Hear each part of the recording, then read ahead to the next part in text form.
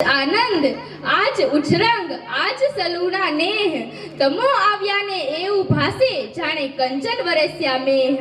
અમારી સુંદર અને સોહામણી શાળાના સ્ટેજને શોભાવતા માનવંતા મહેમાનો, ઉત્સાહી ગામના ગ્રામજનો, માતાઓ બહેનો, મારી શાળાની શોભા વધારી રહેલું વિદ્યાર્થી વૃંદ અને ખાસ કરીને માનવીના જીવનમાં પ્રારબ્ધને પ્રજ્વલિત કરે એવું પ્રાથમિક શિક્ષણ અને પ્રાથમિક શિક્ષણની પાશેરાની પહેલી પૂણી એટલે આ પ્રવેશોત્સવ। આજના દિવસે બાળક માના ખોળામાંથી માસ્તર પાસે આવશે, આમ બાળકનું સ્તર વિસ્તરવાની શરૂઆત એટલે શાળા પ્રવેશોત્સવ। માં સરસ્વતી અને માનવંતા મહેમાનોને વંદન કરી હું મારી વાતની શરૂઆત કરીશ। આજે હું વર્ષા શેખલિયા મારા આત્માના અવાજને શબ્દોનો આકાર આપી તમને પીરસવા માંગુ છું। આજે સાચી કેળવણીની કેડી બદલી રહી છે, ભણતર ભટકી રહ્યું છે, માત્ર માર્ગ મેળવવાના ચક્કરમાં માણસાઈ મરી રહી છે। આવા માહોલમાં માણા પાણા બની ગયા છે। માર્ગના મોહતાજ બનવાને બદલે કાબેલિયતના સરતાજ બનવાની જરૂર છે। માર્ગ પાછળ દોડેલો હૃદયનો ડોક્ટર હૃદય વગરનો છે, દયા નથી। આજે વકીલ સાચા અને ખોટાના કેસ લડી રહ્યો છે, એવું તે શું ભણ્યો એ સંતાન કે મા બાપને વૃદ્ધાશ્રમની વાટ કહી રહ્યો છે। માટે જ કહું છું, આ કેળવણીની કેડી બદલવાની જરૂર છે। ચાલો સૌ સાચા શિક્ષણ તરફ વળીએ।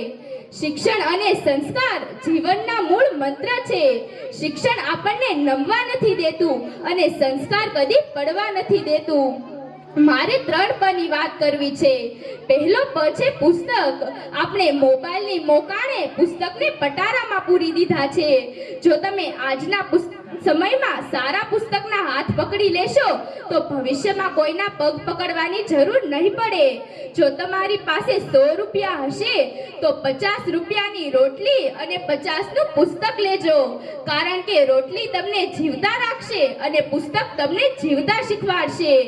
કોઈએ સાચું જ કીધું છે, આજે તમે પુસ્તકના પ્રેમી બની જાઓ, કાલે દુનિયા તમારી પ્રેમી બની જશે।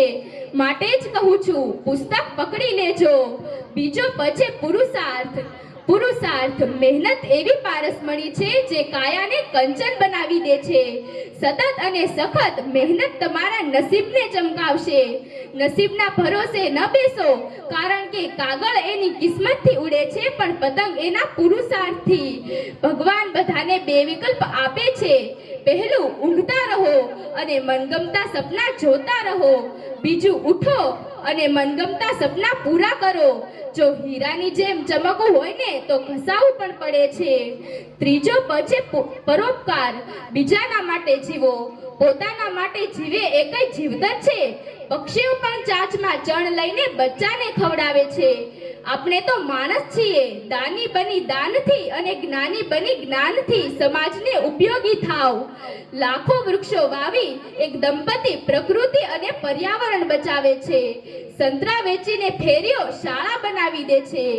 શહીદો જાતને હોમી દેશની શાન બચાવે છે। એક બાબરની દીકરી કોવિડમાં ભણવા માટે ભેગી કરેલી પૂંજીઓ ગરીબોને આપી દે છે। આ છે પરમારથ, આ છે પરોપકાર। તમારા પરિવારને, તમારા સમાજને, ગામને અને દેશને તમારી જરૂર છે।